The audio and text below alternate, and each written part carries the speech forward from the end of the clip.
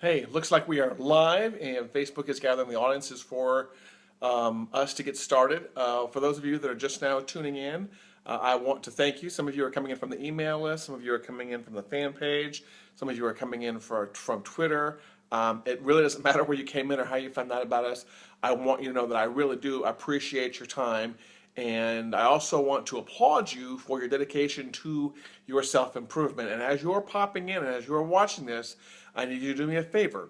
I need you to drop down the comments below down the video for those of you that are watching this live and even the recording. And I want you to tell me where you're from and how you're connected with Stop Doing Nothing. Is it via the email list?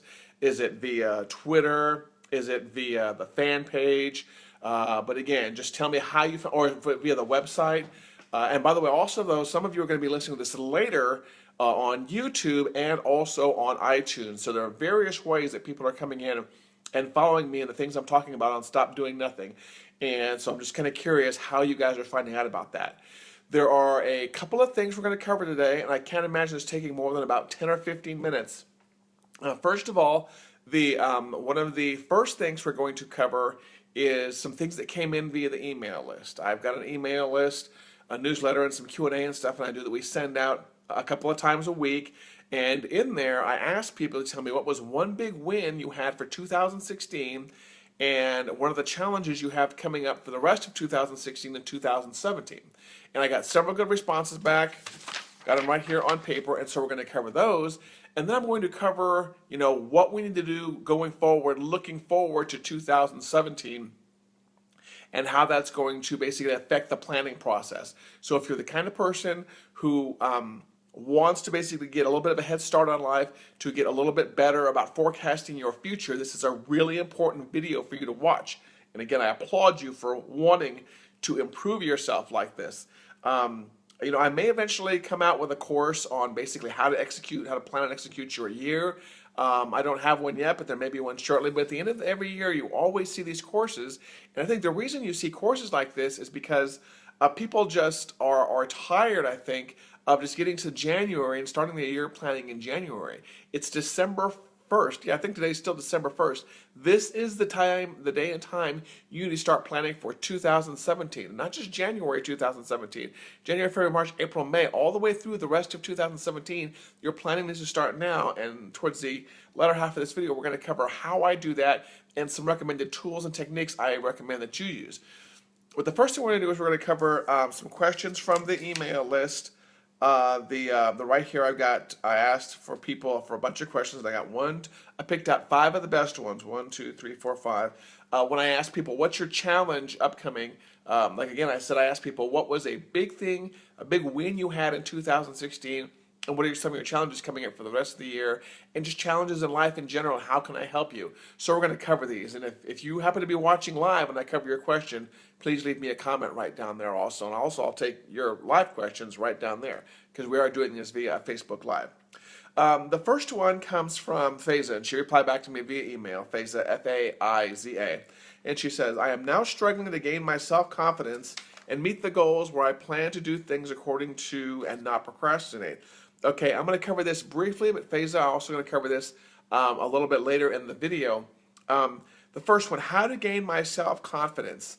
I think a lot of self-confidence issues come from the ability of not trusting that what you are doing is the right thing and the fear of making mistakes.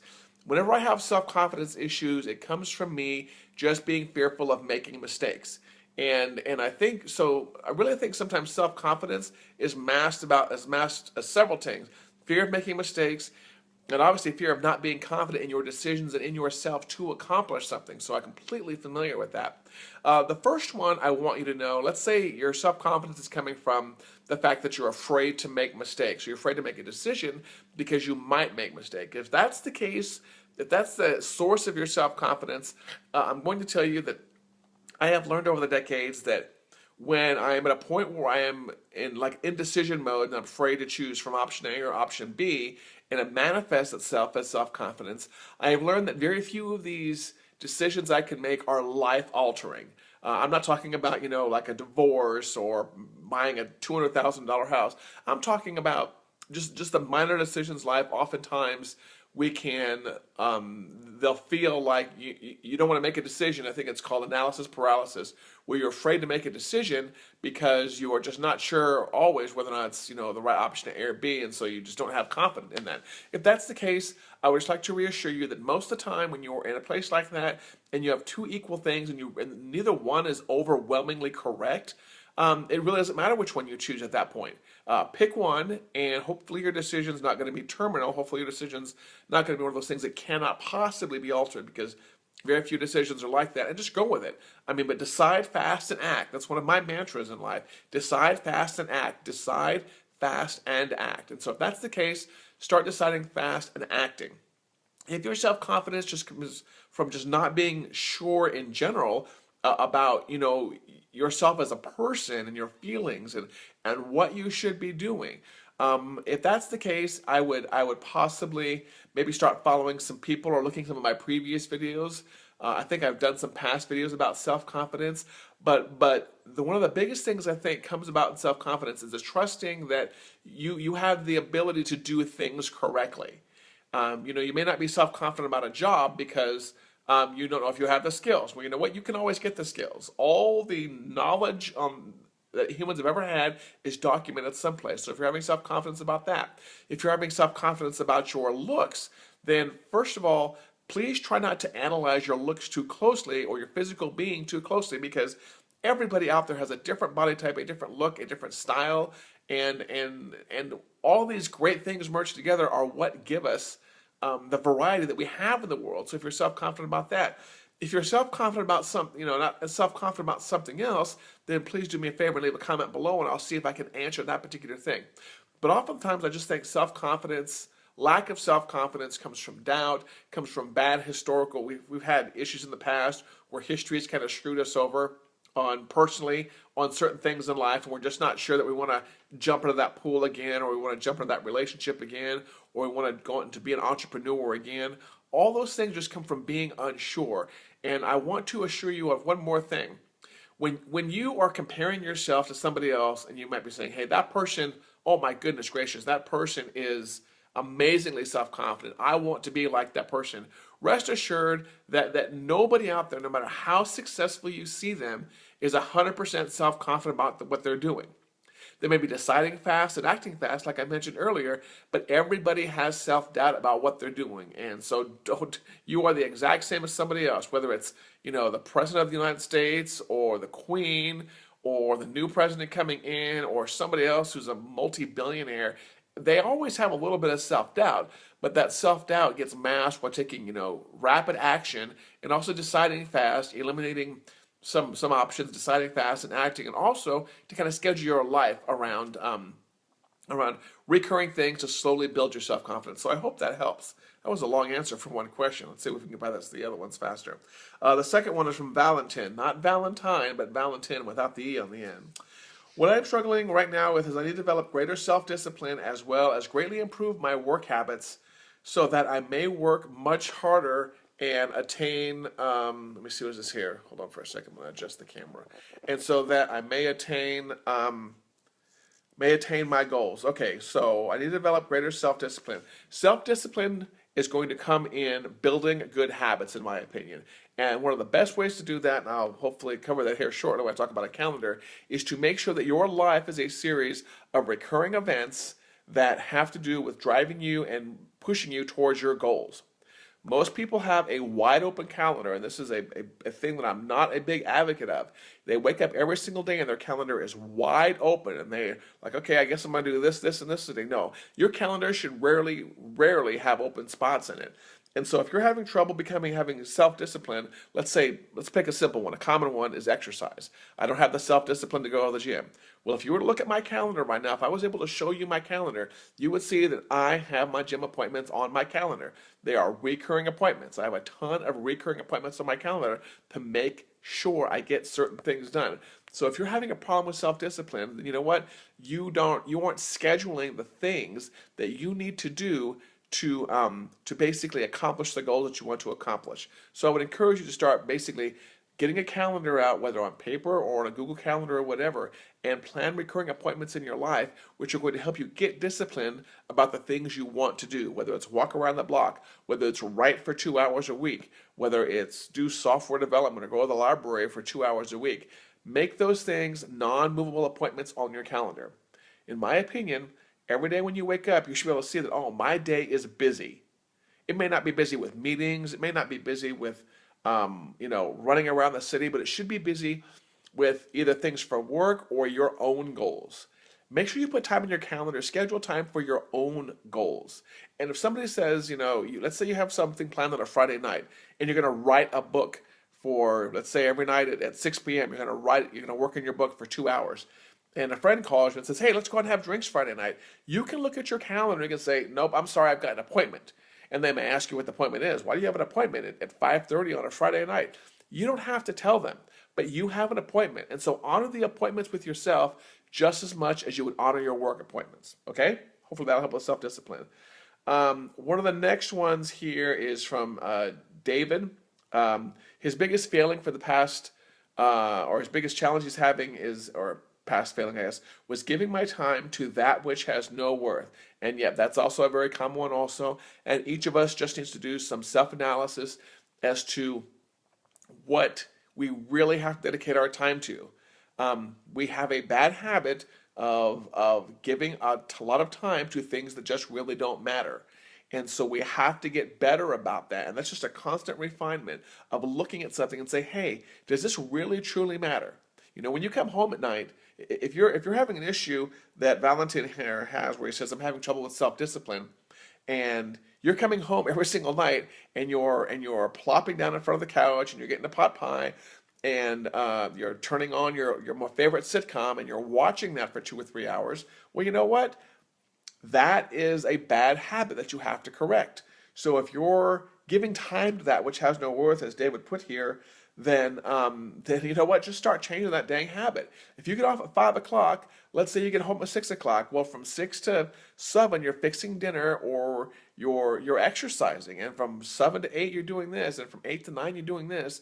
Give yourself time for the fun stuff, for sure. I don't want you to have a stick up your butt and be someone who always works. No, I'm definitely not for that. However, you either have to decide, either I want to sit here and screw around with my life, or I want to sit here and make myself a better person.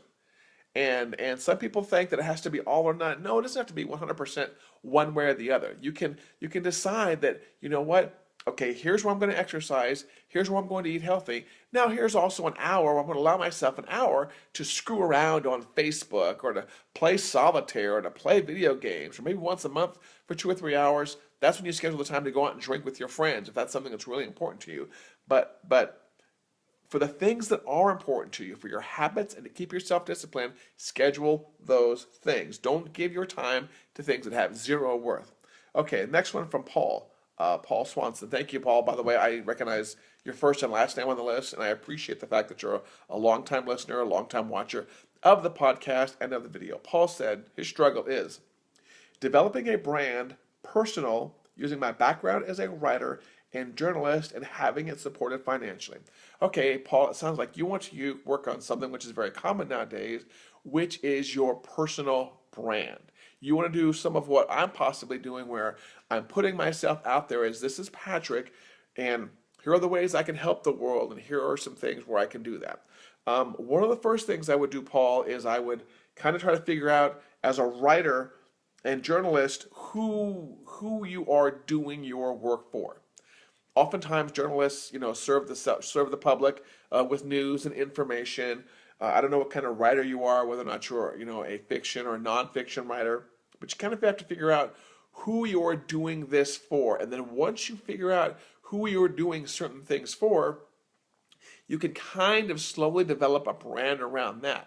I would also say, Paul, because I haven't seen much of your stuff online, is that if you are someone who wants to be recognized as having a special skill or expertise in a certain area, be sure you are talking about it all the time online. I've been told before that I'm a pain in the ass to follow on social media because I tweet a lot and I Facebook a lot. And there's a reason for that. It's because I want to be heard. One of my other business mantras is that nobody listens to the silent expert. So if you're, Paul, if you're someone who wants to be a journalist and a writer, then do me a favor and start talking about it online. Start making videos like you see me making. Possibly start a podcast, a blog on a regular basis. You know what? Writers write. And so I didn't investigate your background online, Paul, and if you are writing on a regular basis, and that's a very good habit to have. However, if you're not, then you need to start doing it.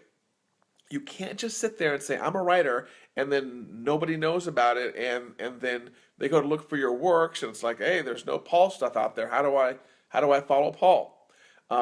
Be the person who talks a lot in your industry about what you do, because people only listen to the people that are talking. And all things being equal, Paul, if you're a writer and you're just kind of over here writing on the side and you're keeping quiet about it, you're writing some great material, you're going to succumb and you're going to fall behind the writer who is writing either crappy or mediocre material, but they are talking about it online a lot. They're talking about the process of writing. They're talking about the satisfaction they get from writing. They're talking about various things in the world of writing. That person that's talking is getting more credibility and more visibility than you are. So please do me a favor, Paul Swanson. Start talking about your writing more. I would like to see that more. And when I do see it, I'll comment on it or I'll reshare it. But that's going to establish you as the right expert when it comes to your writing skills and your journalism skills. Thank you for the four of you for sending me those questions in. If you have a question that you want me to answer about life or business, leave a comment below or go over to the Stop Doing Nothing website, join the email list, and you can email me at success@stopdoingnothing.com. I would love to hear from you because user interaction and stuff like this are great things. And by the way, if you haven't done so, let's take a quick pause. If you are watching this on YouTube, please make sure you click on the red subscribe button on YouTube to follow me there. If you're watching this on the fan page, like and follow the fan page. And if you're watching this on iTunes, please subscribe over on iTunes and leave a review also. I need some reviews on iTunes. I'm always looking for you to leave some comments about good things and bad things or things you would want to see improved. Okay, now let's segue and talk about 2017 for a little bit. Today is December 1st. I believe it is about probably 2:10, 2:15 in the afternoon. You need to start worrying not worrying, wrong word. You need to start paying attention to what you are doing for 2017. Now is the time. Not a week from now, not 2 weeks from now, and sure as heck, not 2 minutes after January 1st on 2017, where everyone makes those New Year's resolutions. In my opinion, New Year's resolutions suck. They just suck. Because that's something you make in the spur of the moment that required zero planning, zero thought, and basically zero effort to do. Hey, it's New Year's. Oh, kiss, kiss, kiss. And here's my New Year's resolution. Screw that, okay? We're not going to do that. This is what we're going to do. You're going to look at your 2017 as a whole and start planning it out. And one of the things I want you to realize, one of the things that I've come to realize in the planning process is that a year is a very small period of time. You may start off January 1st thinking, woo, I've got 365 days, 365 days to do all kinds of things, but no, you don't. And one of the things that really helped me realize this is moving back to a paper calendar. So here's my system. My life is, a good chunk of my life is in my Google Calendar. That's where I have my recurring appointments, my exercise appointments, my wake-up appointments, my sleep appointments, my business appointments, my lead generation appointments. All that stuff is in my Google Calendar. And it's in my phone, it's on my computer, and I am such a happy-go-lucky, high-tech geek that I always have my calendar nearby. However, hold on for a second, sorry about that. However, one of the things I started doing over the past couple of years is getting a written calendar. So have you seen these before? Measure this, actual paper. This is what I use now. And if you were in my office, you'd see this. But remember these actual at-a-glance calendars? Remember those? I went down to my local Office Home Depot, and I have an actual calendar here for 2017. Is that right? 2017, yeah. And this is my new one for 2017. My 2016 one is up on the wall, and I keep dry erase markers around, and this is how I plan my year out. And what I do is I put my significant events on there, my speaking engagements, my business travel, my vacations, birthdays, anniversaries, stuff like that. and it allows me to, at a glance, figure out where I have gaps, where I can be filling in and being more productive. But it also lets me realize, you know what, the year as a whole is kind of small. And so my habit is I'll wake up, I'll go into my office, and I'll mark off the day, and I'll see what do I have coming up in the week, and how do I basically, if I want to write a book, for example, I can lay out my milestones on this calendar and easily glance at a moment's notice and see when my milestones are due. For some reason, seeing this visually all at once is much better from a planning perspective and a quick summary perspective than kind of hiding it all in your Google Calendar. I think something got lost once we went high tech and all of our calendars went inside of our phones. We can't see it anymore, so we want to pull up what's going on. We can pull up a quick, day or a week or a month, but we can't get the overall picture. I mean, my screen right here is only 3 inches wide by 5 or 6 inches tall, and I cannot see what's going on in my entire year in that small of a space. However, if you want to get a head start on 2017, what you should be doing is getting a planning calendar like this one right here. And again, if you haven't seen one, that's what it looks like right there. For you youngins who have never seen actual paper, it's my 2017 at a glance planning calendar. Get that and a set of colored dry erase markers and pin this to your wall to where you can see it every single day, either in your office or in your home office or in your bedroom, your kitchen, wherever, and start using it to basically mark off your significant milestones for 2017. So if you want to write a book, you need to basically plan out your milestones and put your milestones on your calendar.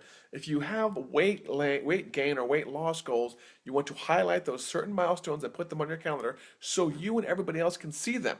And I want to make sure you understood the last part of what I said right there. You want everybody else to see your goals also. The reason for this is because it will help keep you accountable. And all of us can use some accountability. We're not all these mighty fortresses, and we can't basically conquer the world by ourselves.